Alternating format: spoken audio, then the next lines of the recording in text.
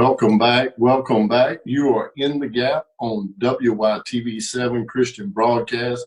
We're glad to have you back. This is like what, our fifth or sixth episode together? I think it's our fifth episode together. We have been talking about relationship issues, not only just relationship, how we got together, but the reuniting of our lives together through Christ, because this is Christian-based content, and that is the center of everything. We are your hosts, Keith Smith and Dorothy Smith. Yes, I forgot to say that, and that is a good point, because last week we touched on what we're deficient in one end, the other one is strongest. Just like tonight, I forgot to introduce ourselves. But when you're connected and you work as one, whatever you fail at, the other can pick it up. So now we're right back on track. Thank you so much. Absolutely. But that's the way it unfolds in real life. So that is information plus application now. So now you see it. But we want to welcome you in from the viewing broadcast audience and the listening podcast audience. And we want to thank you guys for all the support and the feedback we've been getting. Please continue to do that so we can put content together that from our lives that will really help you in your life. So I'm going to start tonight with an excerpt from the Bible. And we're going to talk about that and how it relates to relationship as well. Not only between us or between you and your mate or your relationship, your marriage, but also with Christ. In Mark chapter 10, and Mark's one of my favorite books of the Bible because Mark talks about everything happening with speed. He uses immediately a lot. But when you go to Mark chapter 10, verse 46 through 52, and I encourage you to go later on and just look at this and see what God reveals to you underneath it as well. But it says that Jesus and his disciples came to Jericho, which was one of the biggest parts of the region. So there's a lot of people there. And they said when they got to Jericho that a lot of people were around, but there was one person they started to focus on. And it's blind Bartimaeus. And some people say blind Bartimaeus, some say blind Bartimaeus, but it says that he is the son of Timaeus. Now, in the Bible, I know it says it a lot, the son of, and it tells your dad, or you might have been known to say this is Alice's son or daughter, but it's very significant. I used to think, why did they put who your father was in the Bible? Well, what I've learned through years of relationship with Christ, it's very important who you are connected to. Very important. So it said that he's the son of Timaeus, and he was sitting there begging at the gate. Now, I'm sure he could do a lot of other things really well, but he was known as a beggar. And when Jesus came, he began to cry out. He said, Jesus, son of David, have mercy on me. And as soon as he did, the crowd that was around tried to quiet him. But it said the more they tried to quiet him, the more he cried out even louder, until Jesus stopped and seen him and told him to arise. And when he did, it said that he shed his garment. Now that's in verse 50. And we're going to stop there. We don't have to go to verse 52. Because here's the things that really jumped out to me when we start talking about relationship, and I'm sure my wife is going to be able to give some revelation on this as well. It is important who you are connected to. And even when you're trying to make a change or go in a new direction in life, whether it be career, relationship, whatever, there's always going to be people trying to quiet that dream within you or quiet that healing. You got to know how to respond in that situation. But lastly, and this is the most important part to me, when he shed his garment, before he arose, Jesus said, arise. This man had never stood up. And when he arose, he never could see. But when he was healed, when he arose to be healed, it said that he shed his garment, meaning he left parts of the old self behind because he's about to go into a new era, a new realm. Now, we're going to talk about first and foremost our relationship with Christ. because it was important who I was connected to. I had a mom that carried me to church. I was connected to Sunday school teachers that made sure we knew the Bible. And when I needed Christ in the worst time of my life, I knew how to reach out to him because of the people I was connected to. So it is very important who you are connected to. Do you have anything on being connected with anyone? You're saying that you grew up in the home. In the home. Well, in the home with your parents where, your mom took you to church and, it was like your usual or your routine every Sunday. Yes. I too grew up in the church. I remember going to a Methodist church, a First Assembly of God actually, and we grew up in the church as well. My mom always made sure that we went to church, even sometimes when she didn't go. The church bus would always pick us up. And you're saying, you knew how to reach out to God in a certain time of your life. Mm-hmm. Well, as in my singleness and in a lot of my brokenness, that's all I had to rely on was to actually fall back on my relationship with Christ, knowing who or where to go, being connected to Christ. Of course, when my mom was alive, I was able to, call her and she would give me counsel. And it was always it wasn't anything extravagant or elaborate or anything of that nature. It was always short and sweet, precise, those godly wisdom and things that I still live by to this day. So being connected to having a relationship with my mom, along with, having that intimate relationship with God. But see, it goes hand in hand, and it went for both of us. It was who we were connected to in the earthly realm that taught us how to be connected to Christ in the spiritual realm. And usually that's how it is. It's who you are connected to is very important, because I've known people that had to find Christ on their own. They didn't have that. Mm-hmm. So it is important who you're connected to. And I want to get back to that at the end. But it says too that when he was trying to create change in his life, when he was trying to go a different route in life, because he wanted to receive his sight, and he cried out for healing. He cried out for change.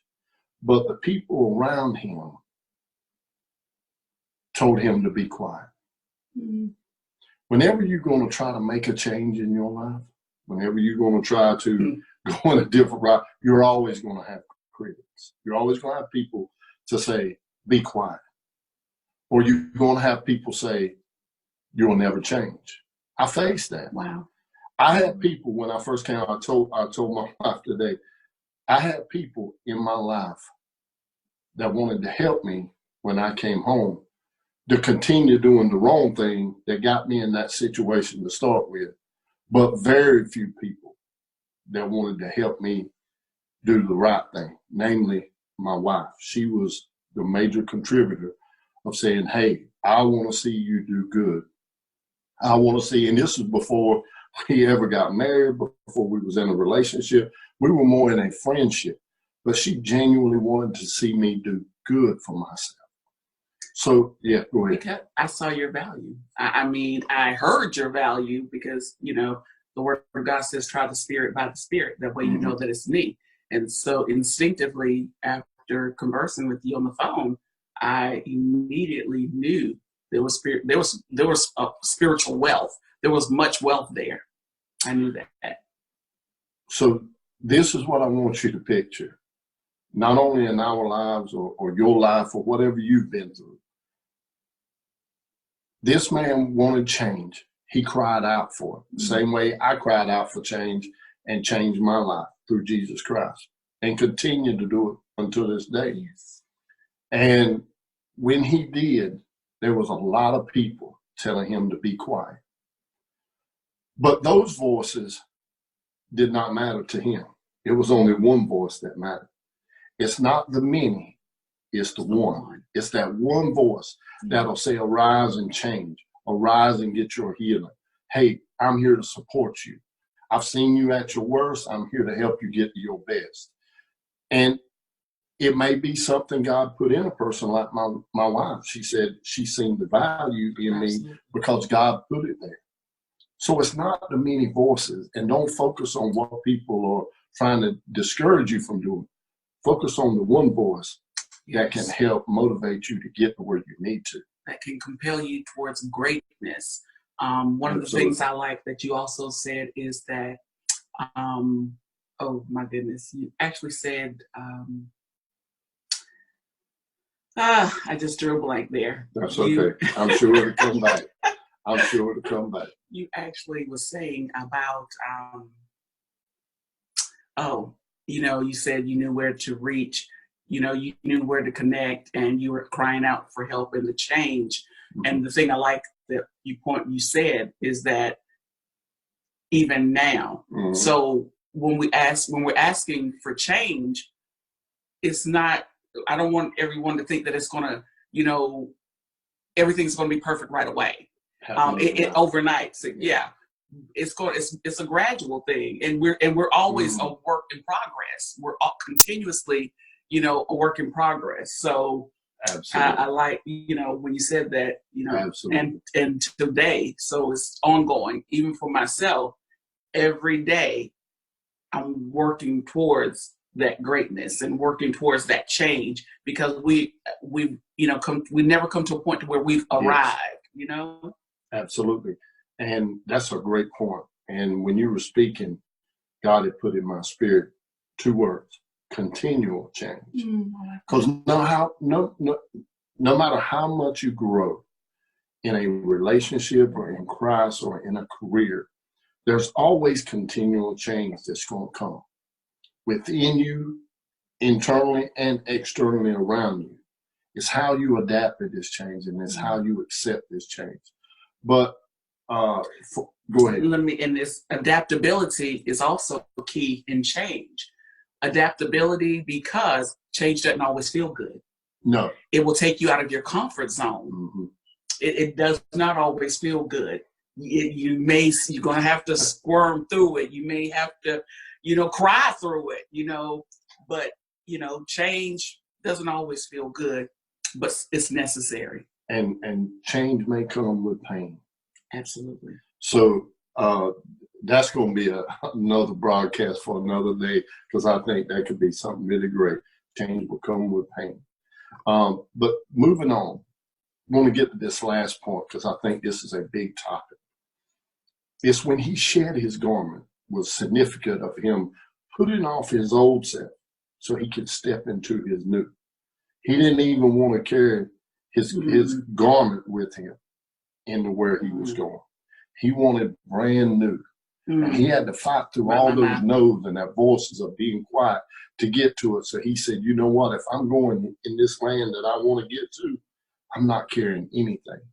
Well, when we come to Christ, we do the same thing individually.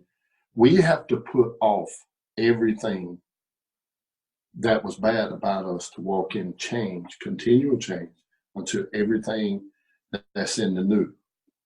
So when I think about the things I had to put off and the change I had to endure to follow Christ for the purpose that he had for me many, many years ago before I was even born, I also think about relationships, not only with Christ, but with whom that one person that God has separated for you that I was so lucky, blessed to find. And I want to say this: no matter where you're going in a new relationship, you're always going to have some old baggage that's going to come with you because of who you were connected to. Remember how we said it? It's Bartimaeus, son of Timaeus. Yes. Well, I was Keith, son of Jerry.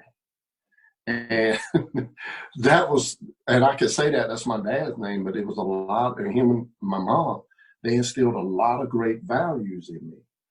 And it seems like all the baggage and all the bad habits that I had were learned experiences from my own choices and decisions. Well, I had to learn to lay them off to come to Christ. And when I came to Christ and built a relationship in him, and then I was prepared to go into this new life after incarceration, it's the change that I made of laying off the old that allowed her to see the Christ and the value in me when it was when it was in a new season. So it was putting off the old and learning to live in the new, not just change it to the new. You got to learn how to walk in it.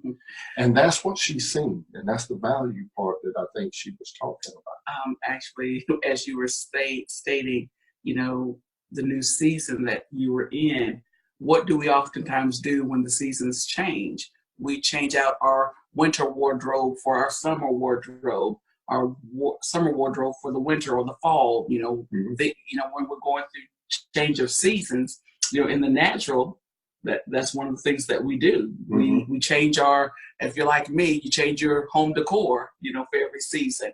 So in change is inward, but it's also outward. Outward, exactly. And one point I want to bring up too, because we talked about it a few broadcasts back early on when we started doing the relationship stuff on the broadcast together. She said that she recognized that I had spent a lot of time with Christ. Yes. But I can remember early in our immediate conversation, first conversation, she never told me, I am a Christian, I'm a believer of Christ, I spend X amount of time in the Word or in prayer. She didn't tell me any of that. When I asked her that one question, and the one question was from the Bible, and her answer was, you lead, I'll follow. I knew immediately by her answer, she was a believer and a woman of faith. I didn't have to ask. It was how she responded. You remember how they said Peter was sitting back as they was taking Jesus right before he was being crucified, and that it was that third time that he denied Christ that he said, they said, he's one of them, he's a Galilean. And he was like, no, not me. They said, yes, by the way that you speak. He was known by the way that he spoke. So when she spoke those words, I knew her spirit right then. I didn't have to ask. And when you meet that person who has made that continual change and continuing to make it and has created value in themselves with Christ by having a relationship with him, they will know you by your speech. You won't have to tell them. Absolutely. You can be standing a certain way and the glory of God can be on you and people know who you are. And from that very relationship and closeness, you know, that God has instilled in place with you, also, not only will it attract, it will also scatter some folks too. You know Absolutely. what I mean? It would also scatter some folks. It's about how we were connected early on in our lives, how we connected to Christ and how we connected to others. And when we got together, I brought some things in to the relationship that she wasn't used to. And this is where continual change continues to happen because, you know, she was connected to people that did things a certain way. I was connected to people who did things a certain way. So we had learned habits that we did that we thought are common practice. Well, what I found out was what I think is common, some things are uncommon for her. Yeah. So there's where continual change comes in. So let me go ahead and state this. I never was one to cook or wash clothes or do anything like that. And that's what I thought, you know, growing up, that a man didn't do this type of stuff. He worked in the yards, he took care of other things, but now I'm learning. Because you have things in your past or you have learned habits, when you move into a new realm or a new relationship or a new season, we have to have that continual change. Because now, you know, I cook. Yes. I'll wash clothes. I'll clean house. We work as a team. A partnership. But I grew up in a different era where the man didn't do things like that. So I'm continuously changing. And it's not only on my behalf. There's a few things that she's had to change along the way, but we do it in the sake of growing together. But there's also some things you've adapted to and have actually flourished in. And one of those things that I'm always so grateful is you will always fill up the car. You will take the car. You will always fill up the car. So that, to me, that's That was a change. That was a good change. Yeah, yeah, and that was a change for me because when you first asked me, I'll be honest. I said, well, not the gas pump fit her hand when she goes by, but I understand there's certain things, there's a certain respect level that you have for your partner. That it's not about the great things you can give them; it's about the small things, yes. the things that you're showing you're willing to change about. Because here's the thing. When you have things in your past, like I had in mine, and you want people to forgive you for them, it's not over once they say, okay, I'm willing to look past this. You have to have continual change going on. I thought that was a great point that you brought up. Continual change. That is what it's going to take. That's what it takes to grow with Christ, because he can have you in one season today and ready to reap in a new field tomorrow. Yes, yes. And like I said, Mark, I love the book of Mark because he says immediately. And God moves with speed, and you got to be able to keep up with God. And I love that. But continual change will allow you to adaptability. I love the fact that you keep emphasizing continual change because, again, change doesn't always feel good. And not only that, there's sometimes we won't get it right. We may digress. We may, find ourselves with some of the former habits, but that's not, my thing is don't give up. Yes. Let's continue to, start anew, purpose in your heart to do whatever it is that you need to do, or the changes that you're trying to make. Don't give up. Keep pursuing that change in positivity. And we all mess up. We're human. We're human. And some of the things that I brought into the relationship was I had 3 adult daughters, and she had a son and a daughter who is still in our home now. They're not adults yet, but they're growing fast and they're getting there. But that is a difference in itself, because I had to adapt to another part of my life from my past, from having kids in the home again. So I want to say this. When I remember having conversation, I was in the kitchen. I was with one daughter on the phone, and another day I was with one and I was doing laundry, but I was in the kitchen cooking, and they were like, "Dad, what are you doing?" I said, I'm cooking. And it's like the phone went silent because they have never seen that. And they thought I was joking. She thought I was joking. No, I'm cooking. What are you cooking? I'm cooking an omelet. You don't know how to make an omelet. I used to didn't know, but I know now. Continual change. Plus YouTube and Google, you can find out how to make anything. So, but another daughter, I was washing clothes, and she was shocked. You never wash clothes. Well, I do now.